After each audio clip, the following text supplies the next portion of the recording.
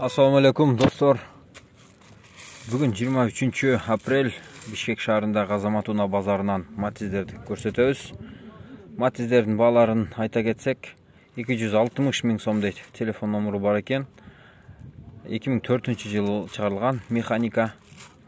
Матиздер аябай кымбаттады. Буга чейин мынчалык баалар көтөрүлгөн эмес болчу Матиздердин. 260 миң, 280 миң, 300 миңге чейин баалар бар экен. Азыр мына ушул Матизди да айта кетели баасын. Келишим баада деп жазып коюптур. Телефону бар экен. Скриншот кылып кармап көрүп алсаңыздар болот. Телефонуна чалып.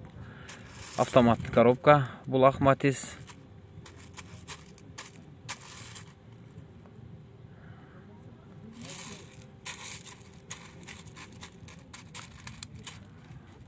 Кожаный салон. Маалымат баракчасында 255 миң сом дейт. Телефону бар экен. Корея экен, Матиз 2. Так, андан ары көрөбүз. Дагы бир автомат. Ак түстө экен. 240 миң сом дейт. Бул дагы Матиз 2 2005-жылы чыгарылган. Анын жанында мына Hyundai Getz турат. Кызыл түстө. Hyundai Getz'тин сырткы көрүнүшү жакшы экен.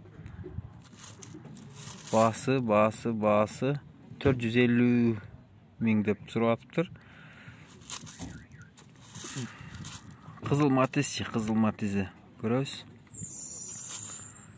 Кызыл Матиздин баасы 225 миң дейт. 2007-жылы чыгарылган экен. Автомат коробка.